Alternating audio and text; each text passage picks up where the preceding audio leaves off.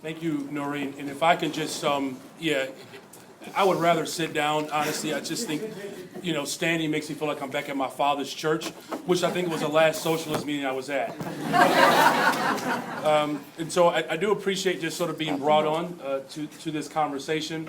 And of course, a special shout out to Alex. I think this group also exposed me to Woody Guthrie, which I do appreciate the music, but I do appreciate a little bit of sound.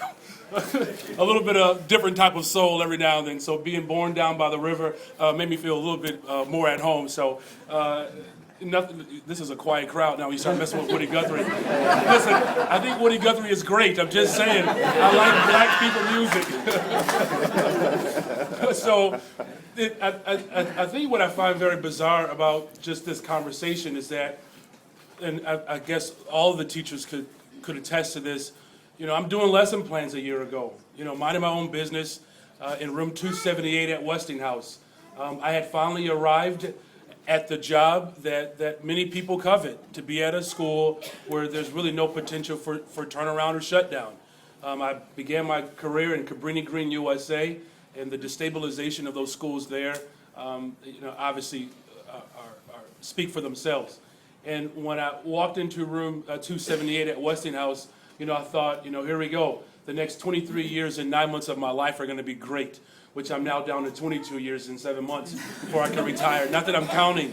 And just begin to teach and enjoy the experience of teaching without necessarily having to break up fights. And just, through conversations in the building, met a couple of people who were part of CORE, and somehow this weirdo dude named Joey McDermott showed up in our building and said that you might be a good fit for the work that we're doing. Met Jackson and Noreen, Jesse Sharkey, at a rally, and obviously I've been converted and brought to the love of Jesus Christ ever since. So when I was asked to do some volunteer work over a summer, just to knock on strangers' doors and talk to them about, this contract fight that's ahead. I certainly do not see myself as an organizer with a capital O. I think I'm still a small O organizer. And it's hot a couple of summers ago, and we just start having conversations with people. And those conversations begin to have some impact on my life. Because there's nothing more humbling than going to a member's door who lives like you do, in a single-family home or a two-flat, and their livelihood is threatened. And that changed just the way I begin to approach what this union was ultimately looking to build and fight for. I was eventually asked to come on full-time last summer, and I met a guy named Grady Jordan. I don't know if any of you all know Grady Jordan, but he called me to a meeting on the west side of Chicago at MacArthur's. And a lot like Jackson, it was a 5-minute meeting, and it went something like this. Black teachers fought hard. This is a direct retaliation to what we built in the 60s and 70s. They're trying to kill you. What are you going to do about it, son? So now I'm like, well, can I finish my greens, first and think about it? And it shook me like being awakened from a nightmare. And towards the end of the summer, after having dealt with that conversation, began to pay a little bit closer attention to these leftists who were left in charge of this union. And I mean that as a compliment. And we ended up at a meeting, I think it was at UIC, where CORE got themselves together. And there was a sister on the panel who was speaking, and her name was Kimberly Bowski. And I just have to be honest with you. I have a natural attraction to articulate black women with an edge. So when wow, you all are tough. I am happily married, I'm just saying. So because Dr. Jordan's words are, ringing in my heart now. And so I'm just trying to figure out who else can I speak with at some point to tell another black teacher that they're trying to kill us. And, just sort of fast forwarding, we started to do the work, of the union. And, that conversation still stayed in my heart, but did not quite know how to approach this issue of the decline of black teachers. So in 1995, when the mayor took control over the public school system, black teachers made up 45% of the teaching population. We now represent 19.7. Black males are 1.7% of the teaching population. And so, I'm dealing with these numbers. We start to roll out, who we really are as a union and what we're fighting for, and we come up with this incredible dissertation on the schools that children deserve. And part of that framework dealt with apartheid. And so, as an amateur historian who is highly qualified to teach up to 12th grade, the word apartheid, I mean, you're talking about a person who began to just get tickled and felt giddy because I'm like, here's an easy opportunity for me to speak to the union leadership and say, listen, I think you guys are doing amazing things, but they trying to kill us. And so once that began to roll out this educational apartheid framework, it provided an opportunity to really have a candid conversation. And during the school closures, it became very obvious that these schools that are being destabilized are within black and brown communities.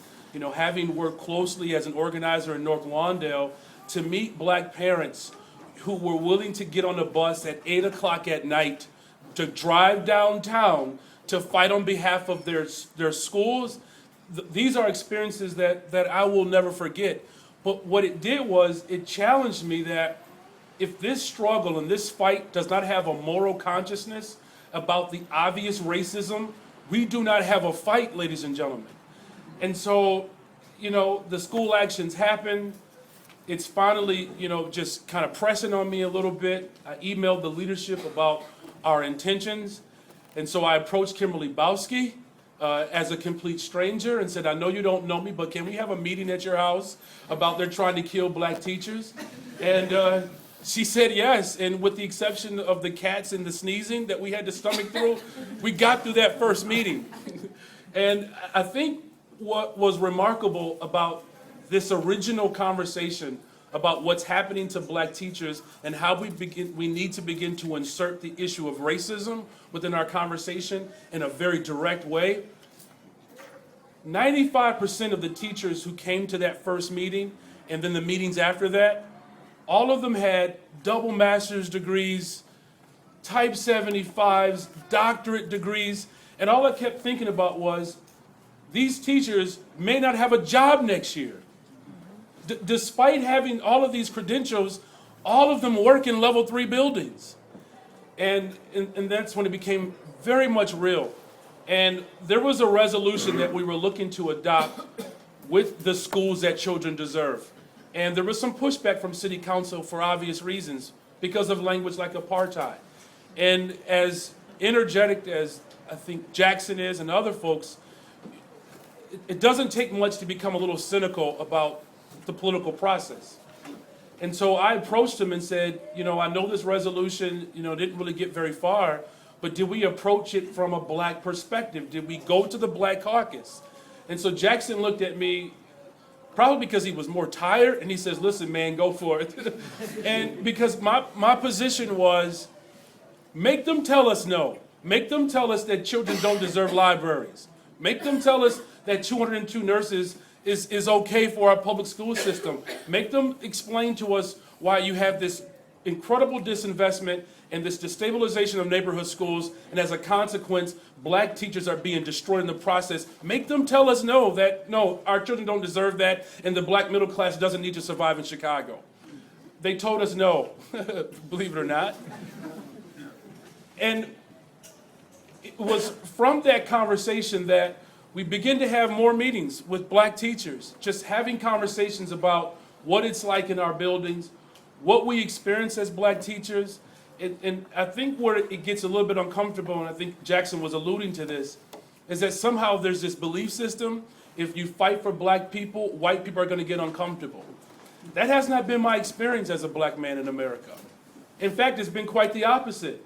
That when you begin to fight for racial justice, to some extent, unfortunately, white folks are usually ones who are most comfortable talking about it. And so there was this critical moment, I think, as black teachers began to get organized, as we prepared for the strike authorization vote. The rallies that I attended were not heavily represented with black people. black teachers. And so the Black Caucus began to make a conscious effort to reach out to make sure that black teachers are present, because you can't have a conversation about protecting black schools if black parents don't see black teachers. That's just a reality, folks.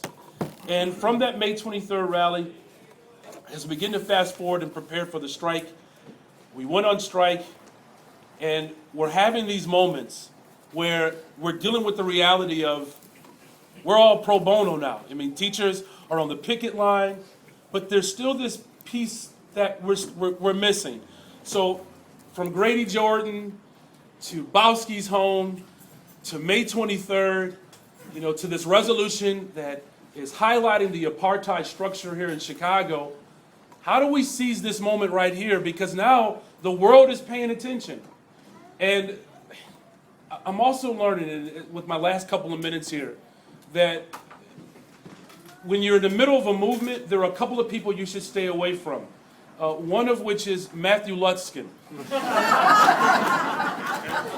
Because there's a good chance that he's going to ask you to do something, and it probably has nothing to do with what you were originally assigned to do when the event began. And Matthew looks at me, and it's Tuesday of the strike, and he says, "Brandon, we don't have an MC, you're up." And there's nothing more precious as a black man than for a white man to come to you and say, "You better bring it. This crap is racist, and you better tell them." And that's all the reassurance that I need.